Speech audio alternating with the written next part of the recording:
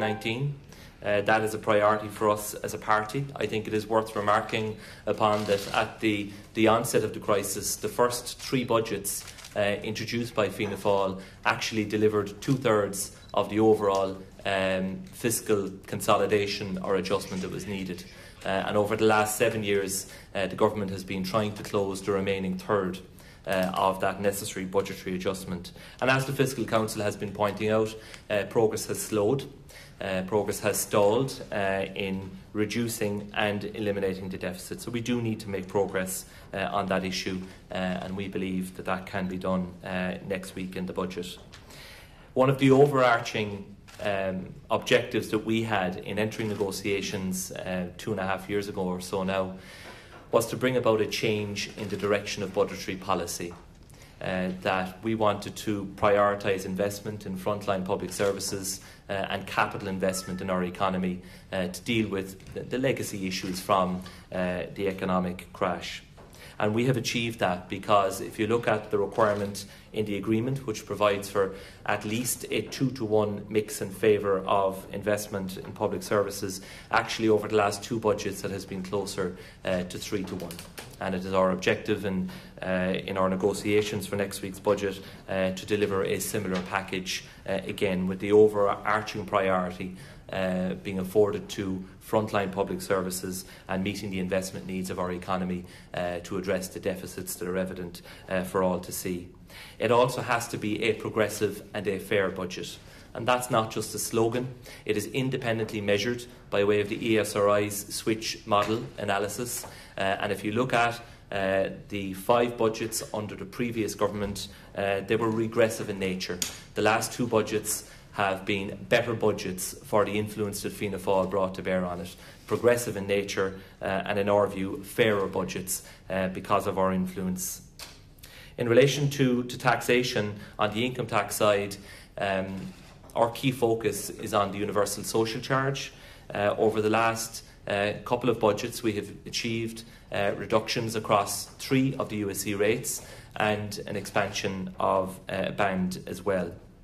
And I think when you listen to people who argue that there should be no adjustment to the income tax code in the forthcoming budget, you have to bear in mind that if you have a static tax system that doesn't change in any shape or form, then in effect that will represent a tax increase for workers, because we have rising incomes. The CSO reported incomes rising over 3% in the last year.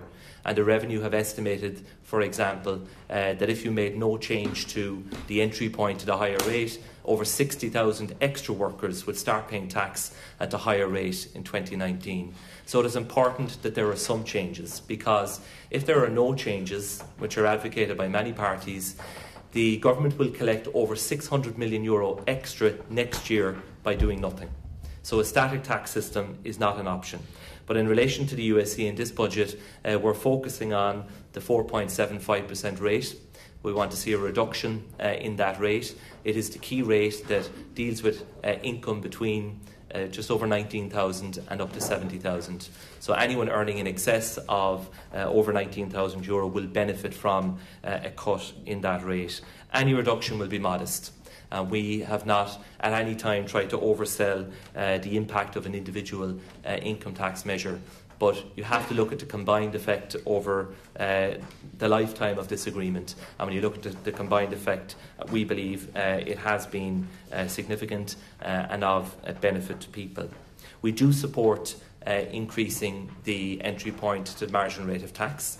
The reality is that the average wage for full-time workers in Ireland is €45,000, and they are currently paying tax on some of their income at the marginal rate. So we do support a further increase there. What we have been trying to negotiate over the last number of weeks has been movement on both of those fronts, USC reduction and raising the entry point to the higher rate of tax. And again, because if you don't do anything there, more people will start paying at the higher rate, and more people will be paying more of their income at the higher rate of tax. So some movement is required. We've made a particular push in our budget negotiations for a further improvement in the home care tax credit. That is a tax credit which is provided to single income families or two-income families where one income is very modest and where one spouse is staying at home caring for children or caring for somebody with a disability or a pensioner with an infirmity. That credit is currently €1,200. It increased modestly last year, and we make no apologies for saying we have been pushing for a €300 increase in the home carer tax credit in Budget 2019 because it does speak to our priority. Our priority is to help families, and single income families in particular are facing huge pressures by way of cost of living increases, energy bills and so on, and we've seen further announcements again about energy bills being increased. Again, drawing from our agreement, the Confidence in Supply Agreement, we have placed priority on improving the tax environment for entrepreneurs and for the self-employed. And we are confident there will be further progress on the earned income tax credit for the self-employed, which is currently €1,150. It's still €500 behind the POE tax credit that most workers in the country benefit from. And there have been some modest improvements in the PRSI regime for self-employed people, particularly the extension of invalidity pension to self-employed people paying the Class S stamp. We would like to see a further expansion of PRSI benefits for the self-employed in the budget. We have been making the point in recent weeks, both publicly and privately, that when we look at our economy now, in our view there is a need to rebalance it. We need to place a greater focus on the indigenous economy, on the SME sector, which is ultimately the backbone of the Irish economy, with 900 people or so going to work a day in this country for an SME. And the same issues come up time and time again, which they are looking for progress on. We need to see improvements in the capital gains tax environment, particularly for entrepreneurs. We're not competitive, particularly now in the context of Brexit. We've raised a number of specific SME-oriented schemes with the Minister over the course of our discussions that we would like to see progress on. The Employment and Investment Incentive Scheme, very restrictive in nature and significant operational problems at revenue level as well, which need to be addressed. A share option remuneration scheme was announced last year called the KEEP scheme. It has not proven to be successful, and the evidence we are getting from business representative bodies and individual business owners is again a scheme to be reviewed, even though it is only quite new. I think it's important just to remind people that some of the tax reductions that have already been decided, already programmed in, and sometimes this gets missed. So for example, dirt reductions were programmed in a number of years ago, so you'll have a further 2% reduction in dirt falling to 35% when Budget 19 takes effect.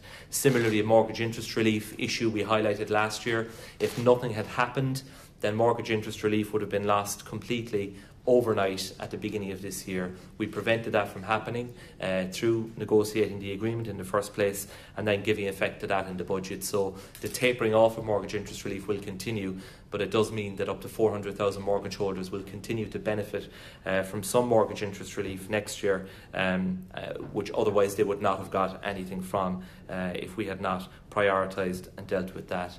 Barry will talk about housing generally in a moment, but on the taxation aspects of housing, we have made the case for an acceleration of the mortgage interest deductibility for landlords.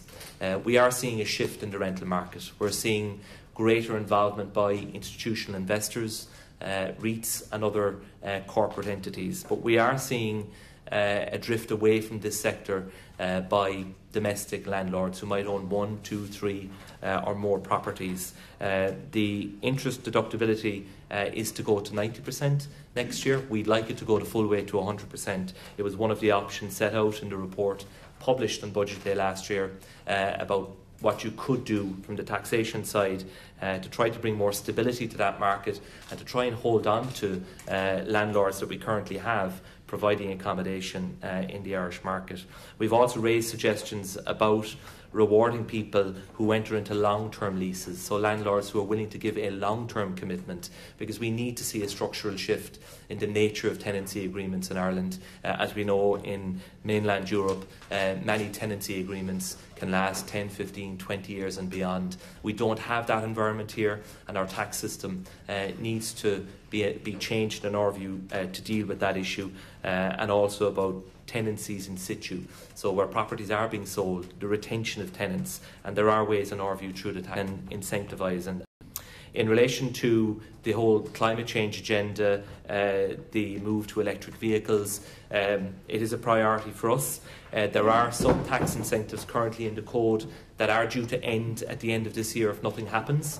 So there is a VRT, electric and plug-in hybrid vehicles, that's due to end. In our view, it shouldn't end. It would be premature, because we're not ready yet for the full step change in the numbers we need to electric vehicles. So we need to hold on to that stepping stone. Hybrids are that stepping stone, and we've made the case for the retention of that VRT rebate for plug-in and electric hybrid vehicles through next year at least. The LPT will not feature on budget day, as we understand it, because there will be changes, but those changes will come into effect in 2020 and not 2019. As you know, there is a revaluation planned currently for November 19. There has been a review, a consultation process. We've made our views known on that. We made a submission as a party, and we expect that between budget day and probably before the end of the year, the reforms and the changes to the LPT coming into effect in 2020 will be confirmed. In relation to revenue raising measures, I'm not going to sit here and say that we've gone in looking for all of these demands for additional expenditure, some taxation improvements, and we're not prepared to live with any revenue raising measures. That's not the position. That would not be credible.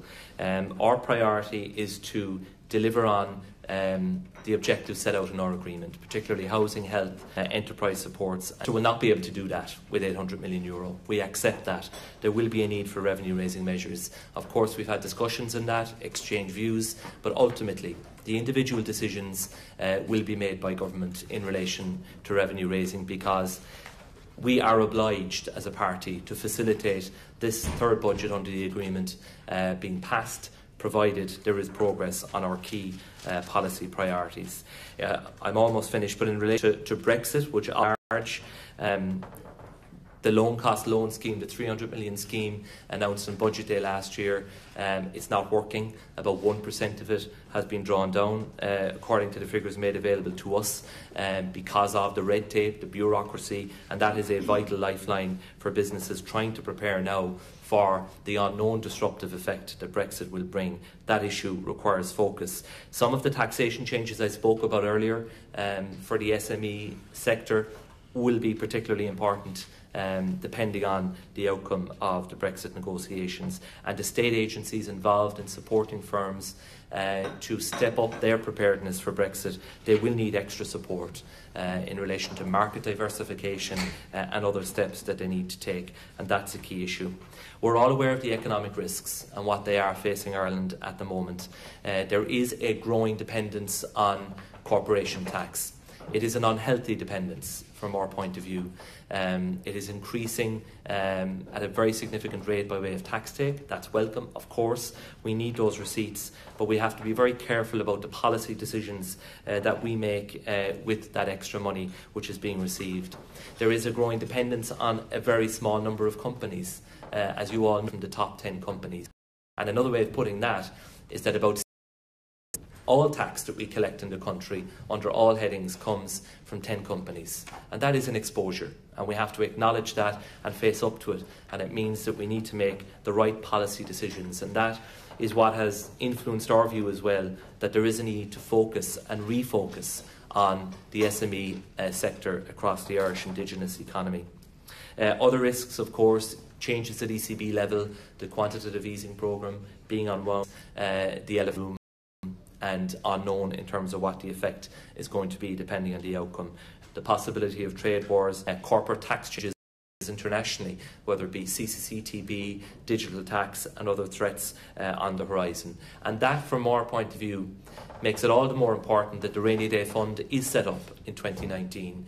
It was Fianna Fáil that first put the Rainy Day Fund as a policy proposal on the table in 2015.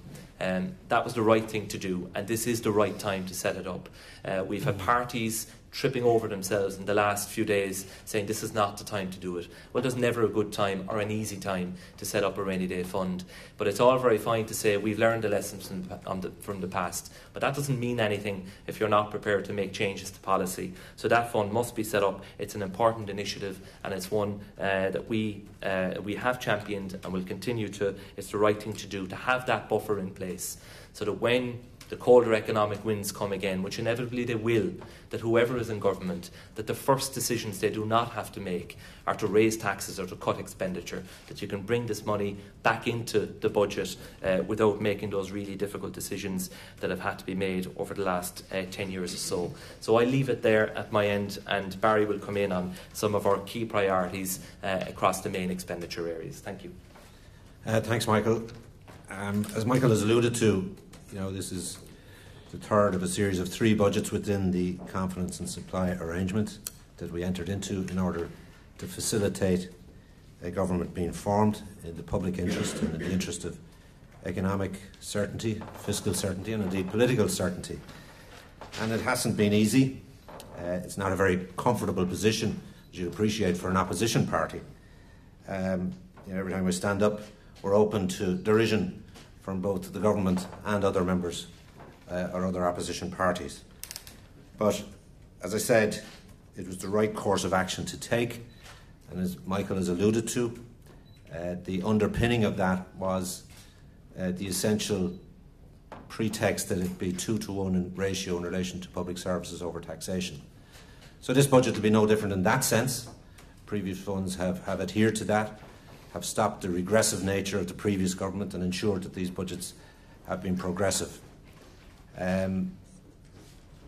It's not a rocket science as to the availability of funding that's available and the priorities that we have in our efforts to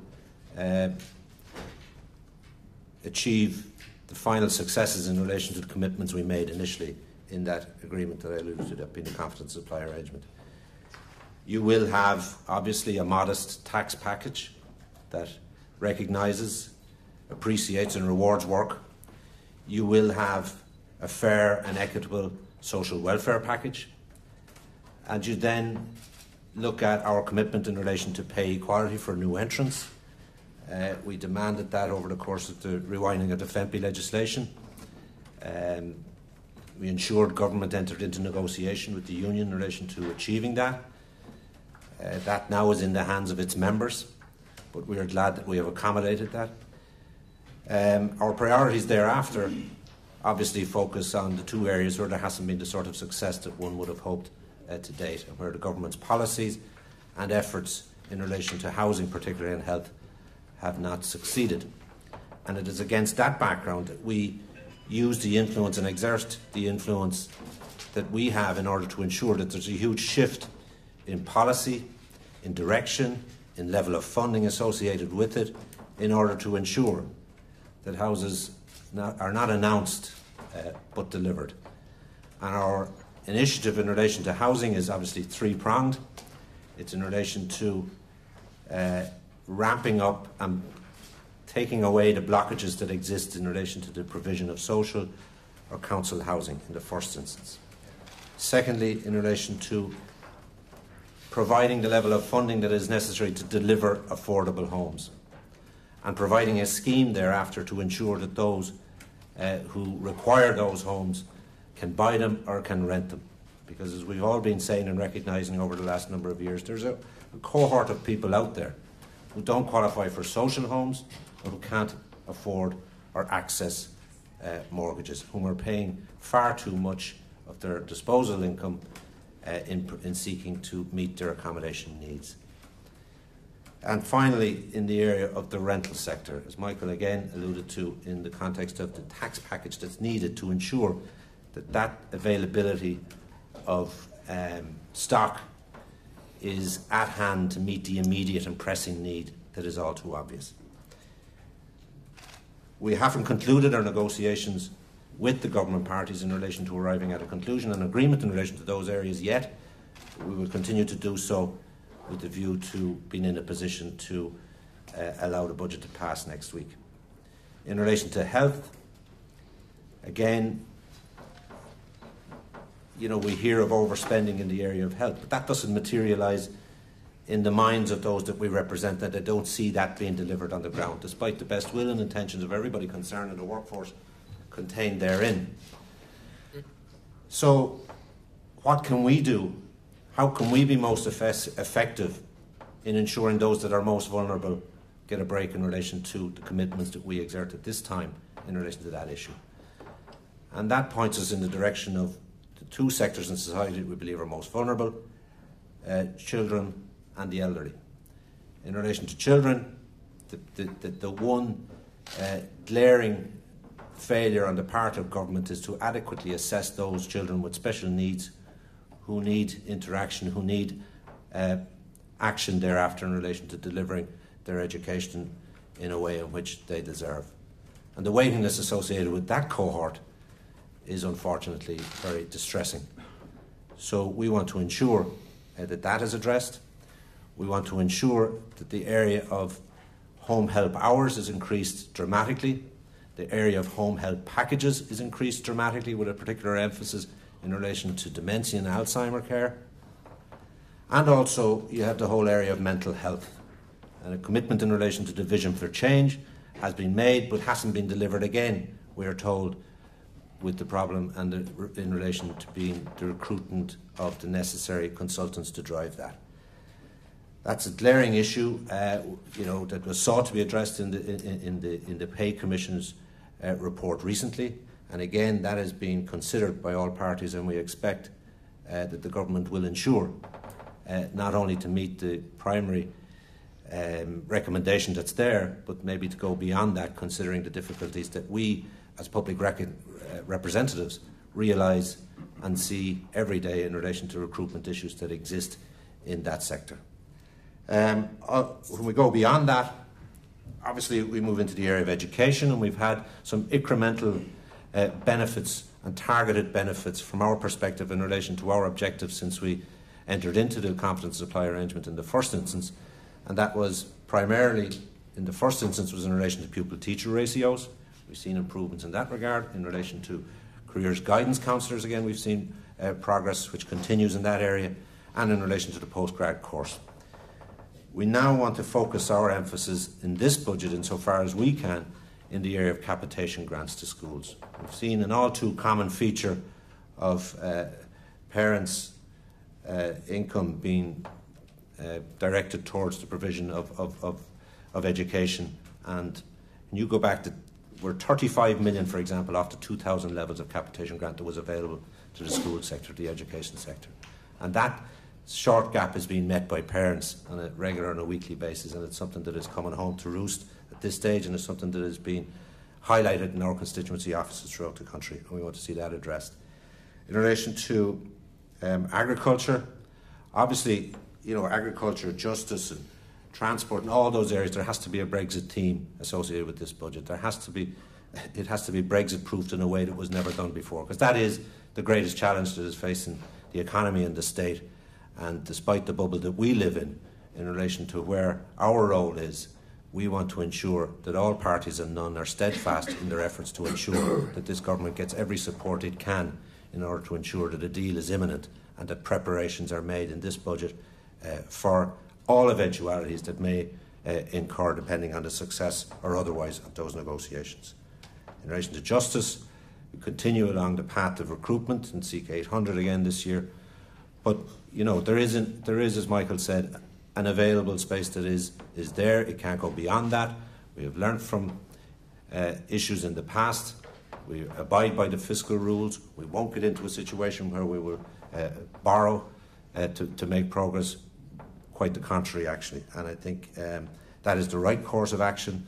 And as Michael also alluded to, we've insisted, for example, one of the first lines in our confidence supply arrangement was the establishment of a rainy day fund, and finally that is now in place, and is something that that was paramount from our perspective.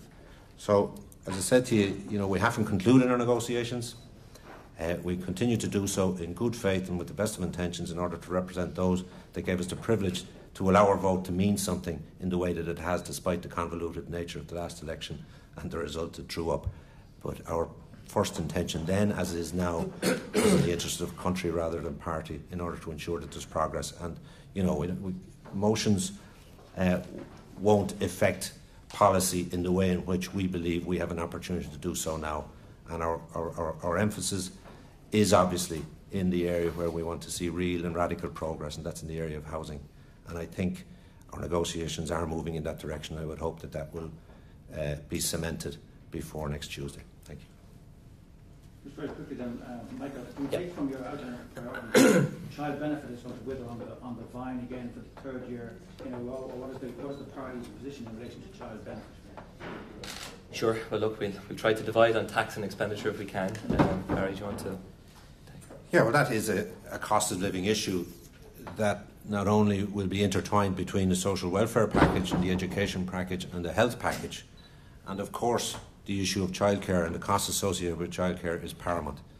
And we have made suggestions and proposals, and as I said, we haven't concluded our negotiations, and I don't want to elaborate on them, but it is very high on our agenda. When I talk to you about housing and health, the issue of childcare and childcare costs is, as I said, intertwined between health, education and social welfare, and there is a considerable effort being made in order to advance the aspirations of those who are faced with that bind presently. Just to add to what Barry has said there, Senan, I think it's important to remember child benefit isn't the only child-based payment. So for people on social welfare, there's also a qualified child allowance, and so that is another way of providing money, but in an even more targeted way. So that is an issue that has featured in our discussions, and that would be a good way of targeting money to those with children who are on lower incomes. So it doesn't have to be through child benefit. Can I ask about the tax? 4.75%. How many people will that affect? And we know all the arguments from all the other opposition parties that it's a few bucks. Why not, I suppose, spend it on something else and direct it to people who really need it? And also in relation to Barry, in terms of the 5-year pension and most of the other social welfare payments, is that in the bag now? Okay, so look, first of all, on the USC, I'll get you the exact figure, but it's certainly over 1 million workers would benefit from a reduction in that key middle rate of 4.75%. And, again, I just reiterate the point that if you do nothing on income tax, people are paying more tax. So because a static tax system set against rising incomes, albeit to varying degrees, people have rising incomes, but certainly the overall aggregate measure is incomes have been up 3%, so people will pay more tax if you do nothing. In fact, the government would collect about €600 million in income tax more than anticipated if you did nothing. So what you're really doing in effect is you're avoiding an increase in tax in real terms. I mean, other countries actually index-link their tax system. That's not something that's done here. Taxation decisions are left for the Minister on Budget Day. So it is going to be modest. I think we would like to see, obviously, a combination of a change to the entry to the higher rate alongside the USC reductions, and then in terms of our influence, that has to be seen in the context of 3 budgets combined, and the progress has been clear in that regard. And the reason we're focusing on USC at our end is that we got the agreement in the confidence and supply that the emphasis would be on low and middle incomes, and that's what that seeks to deliver.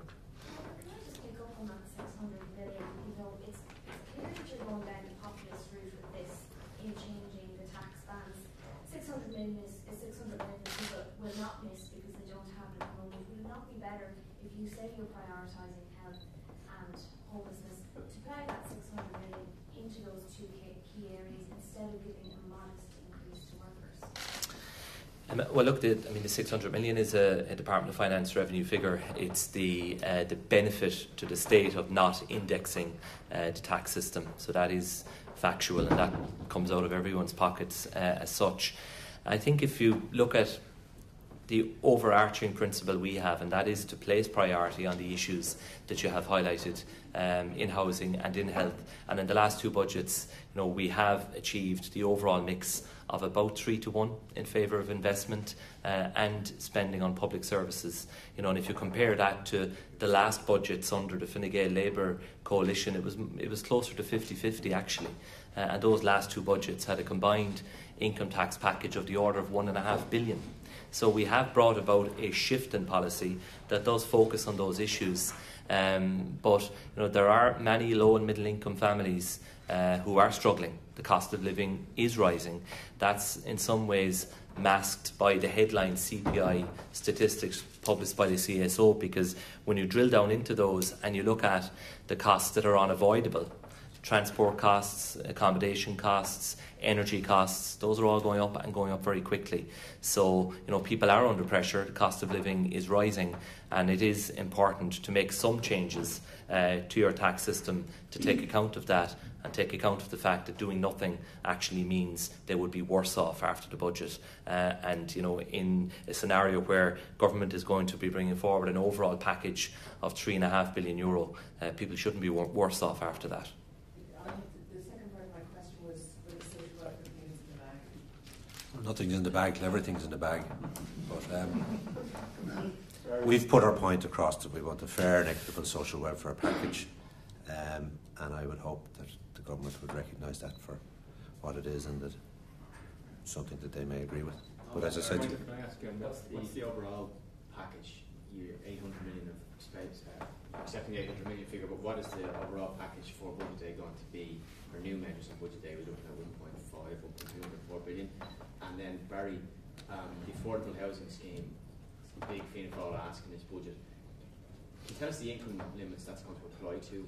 What way you guys define? I know it varies by region, but let's say Dublin City, Fianna Fáil, South Dublin, Dunleary. What's an affordable house in those areas, and who qualifies for your affordable housing scheme in those areas?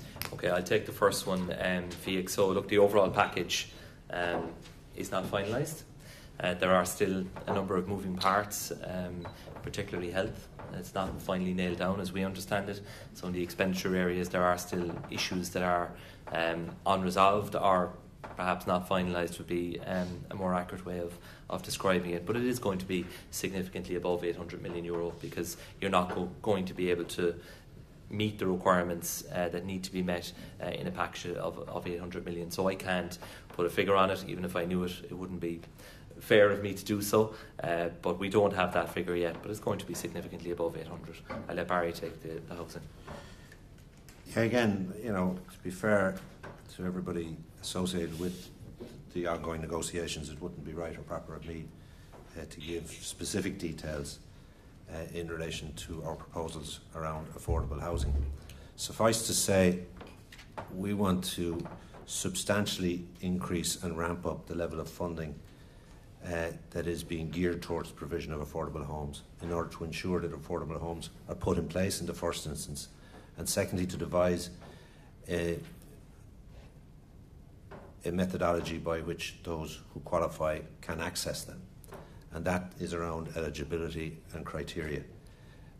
Again, suffice to say, there is a cost associated with servicing an individual home, and that may act as a subsidy in relation to the cost price for those who may qualify. But there are other issues surrounding the deliverability of those homes in relation to the log jams and the blockages that are there presently, and there has to be a huge shift in emphasis and in attitudes and in the way in which that is done, and we would hope to exert our pressure in order to ensure that that becomes a reality. This on budget night, you're going to have a figure or an income limit. So what's your what do you hope for? I appreciate that budget negotiations are ongoing. Owen Murphy said an affordable home in Dublin was somewhere between 300 and 350,000 euro. Yeah, well, let's put it this way. There's several affordable schemes that we're led to believe are in place presently, are in train, and none of them meet the demands of the market, and we would hope to address that. Barry, is that not a bit of a cop-out though, that you're saying you can't go into the detail of negotiations now? So you can claim credit for whatever is announced on budget day, but we'll never actually know what you put forward. Well, that's for the public to decide and for you to adjudicate on if you so wish. But I've been elected by the people in my constituency, and I'm a member of a political party that has afforded me the privilege and opportunity, along with Michael, to negotiate on behalf of those that elected us on areas that we believe are of key concern to those that we represent, and they are in the areas of housing and health predominantly. There's an available space within the confines of this budget alone that we want to address that, and we've recognised that this government has failed and failed drastically in relation to the provision of housing. We have our own ideas, initiatives and intentions that we believe are necessary to address that, and we're doing that from a position of facilitating government. We're not a member of government, we facilitated government. That was our priority, as I said 3 years ago, in order to ensure that the government, that the country and the electorate got stability from a fiscal and economic and political perspective, in order to allow the country have a bit of oxygen to get in a position where it could have achievements in this regard. But it hasn't achieved, and has underachieved, to say the least, in this area.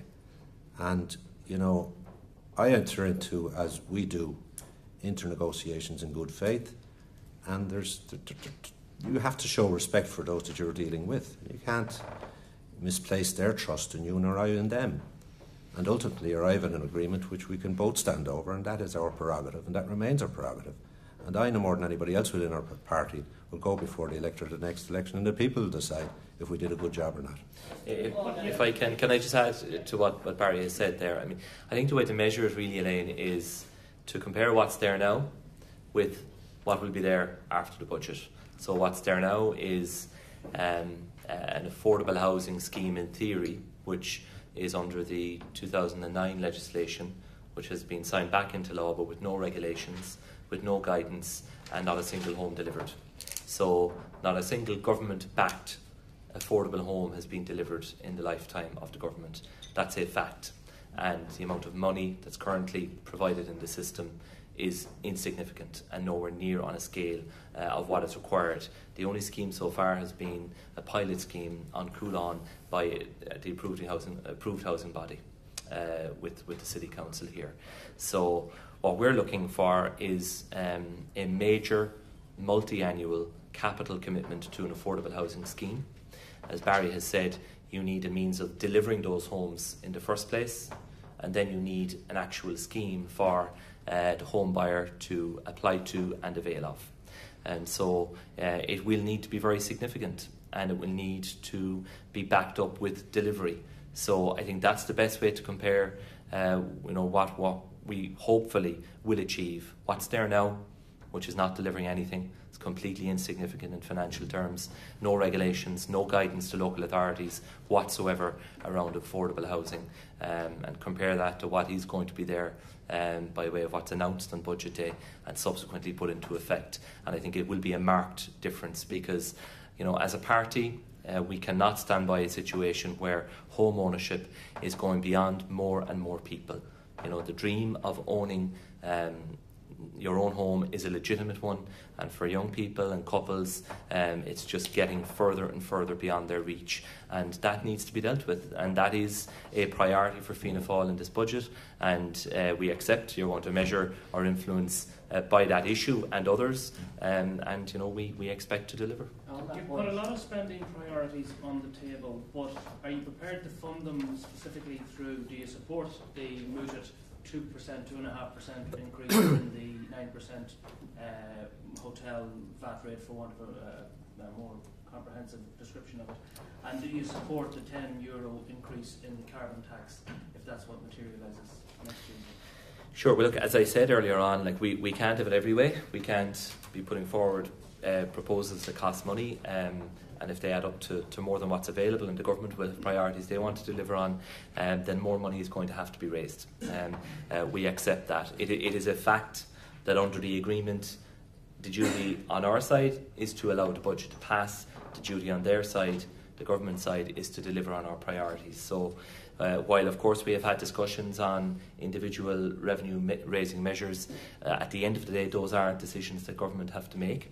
On the 9% VAT rate, as we all know, it was originally introduced as a temporary measure. What does not get commented upon very much is how it was funded in the first number of years, which was through a raid on private pension savings that Fine Gael introduced.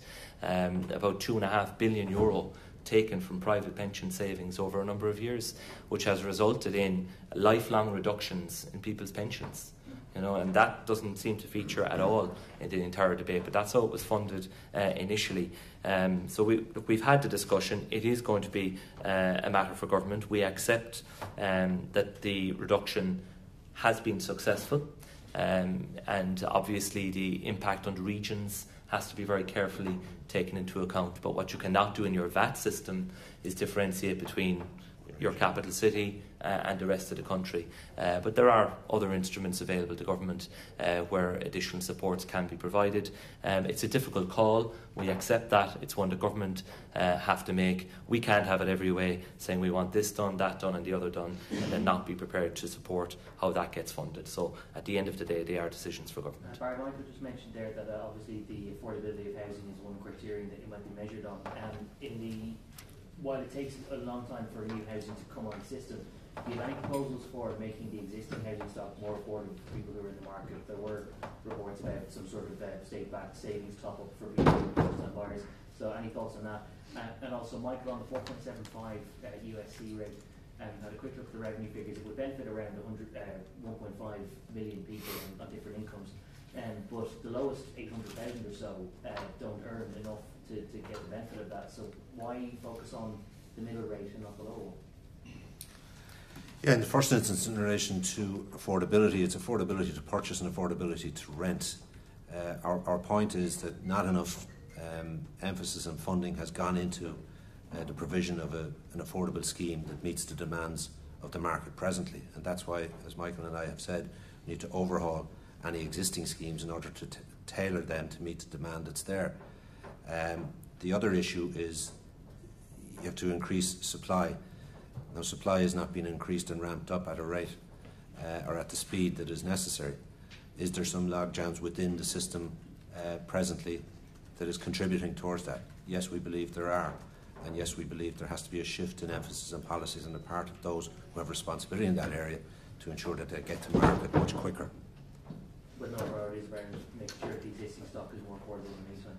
Well, the existing stock, in order to make it more affordable, you've the rental sector. The immediacy of the rental sector is something that has to be addressed in order to ensure that cohort remains in place and that we don't have people opting out of making their property available. So you have to make inroads there, which we are making proposals along as well. And the other issue we would hope to address is get the supply in place more quickly. And then, as we know, the key to this is about supply. And the supply meets the demand, the price will reflect the market and it'll be much more affordable. But it needs an interjection of this nature and this magnitude into what is an abnormal market presently in our efforts to make it normal. There was one for me there, but I'll just comment on that as well. So, one ingredient of what goes into the price ultimately charged on the home buyer is finance, the funding cost of delivering a scheme. And it goes back to another message we have for government, which is the need to focus on delivery. On Budget Day last year, we had a €750 million loan scheme announced for the construction industry. Not 1 cent of it has been actually lent because the legislation isn't yet in force. So, when it comes to the existing stock and keeping a lid on prices, that's another way of doing it. You have to tackle all the elements of the cost base, and that is certainly one, because it is undoubtedly the case that the main banks have changed their attitude to lending in terms of major residential schemes. They might now lend 60-65% of the overall cost. The balance has to come from elsewhere. Not many developers have equity, and so they are paying very high cost funding from international funds. I have heard of many cases of 12-14%. So that is a key issue in terms of funding. On the USC, the reason why we have identified the 4.75% rate is because currently it captures income from about 19,400 to 70,000 euro. The band below that, the rate is 2%, so it's a significantly lower rate affecting that band of income. We have a very progressive system of income tax. The percentage that people pay by way of tax of their overall income rises quite dramatically through our code, and so we believe that that rate captures the people who deserve to get some break. And the reality is, at lower levels of income, the amount of tax being collected is much more modest. So I think it makes sense, given the progressive nature of our system and the focus on what are still low and middle income levels, to focus on that rate. But as I say, the changes then have to be examined in the round, and I identified earlier on movement in the home care tax credit, so a lot of families that are on low income would benefit from a change in that credit as well. SSIA, those raised by Gavin, are you pushing for an SSIA scheme for people to save for deposit and get co-funding from government? That was an initiative that was mentioned in our manifesto, but it's nothing that we are specifically pushing at this instance. We believe there are ways and means to address the supply of social and affordable, and also in the private sector, as Michael has said, in relation to the competitive finance issue, which the government promised to address but have failed to do so in relation to the legislation to match the finances being geared towards it. Yeah, so no, not in this budget. Yeah. Last couple of questions. Michael, can I just go back to the sure, yeah. math rate?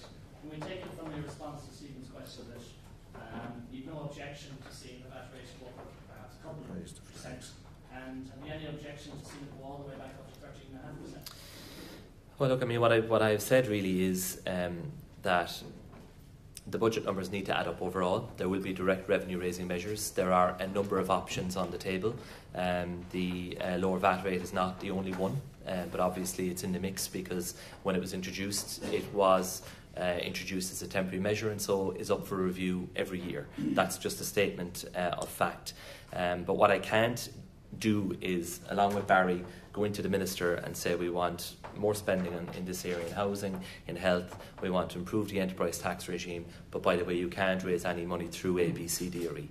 That just wouldn't be credible. So these are decisions for government, and obviously there are discussions. We're not aware of any final decision.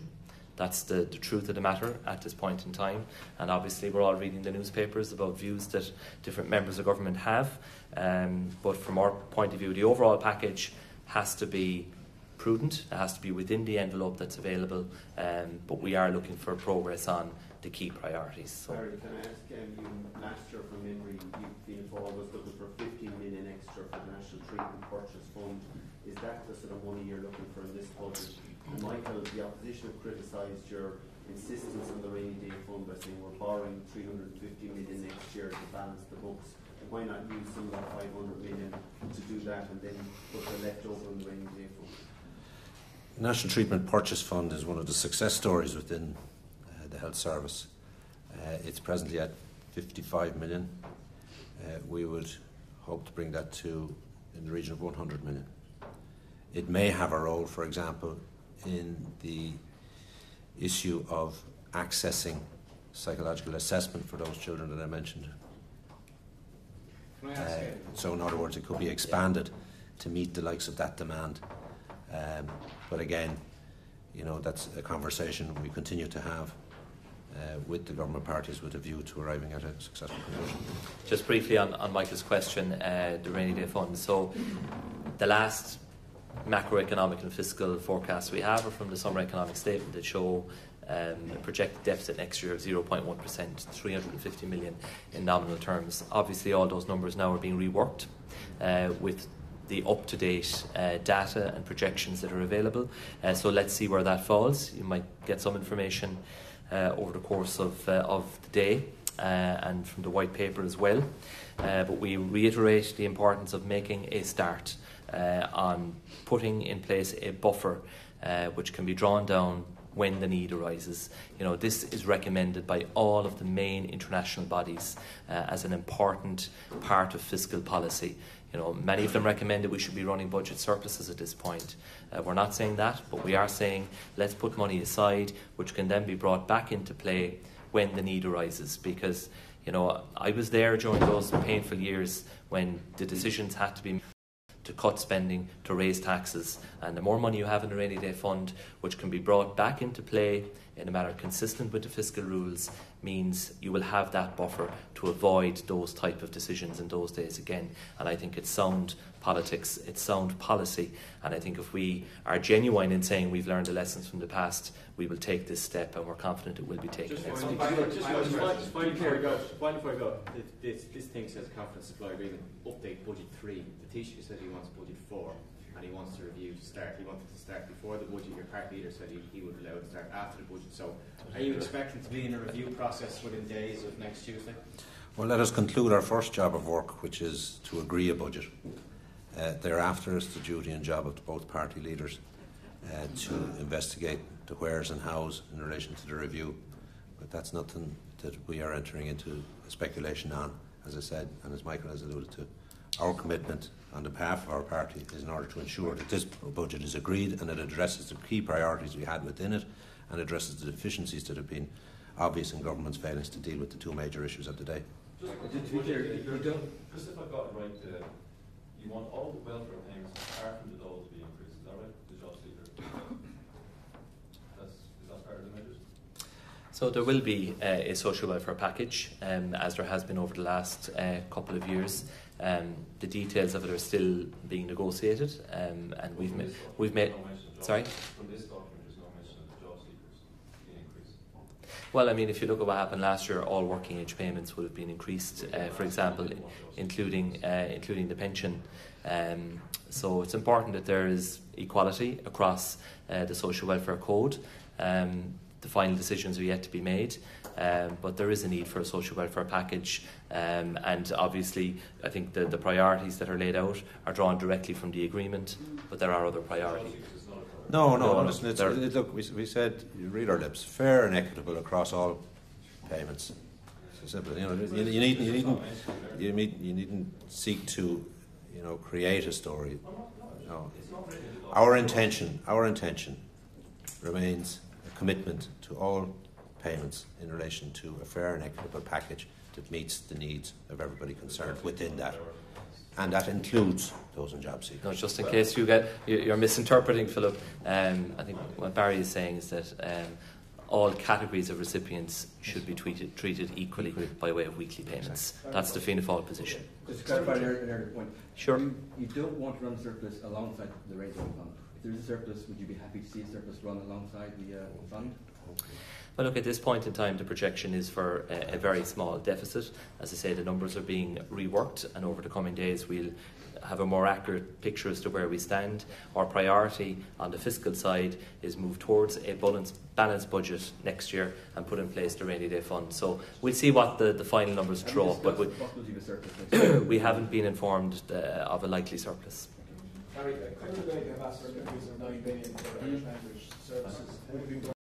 We're aware of that, and we've made our views known in relation to it, and would hope to see progress in that area. Thanks, everybody. Thanks.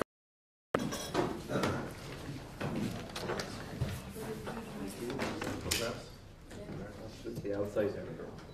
Yeah, I think there was always outside. Yeah, okay, sorry. John, yes.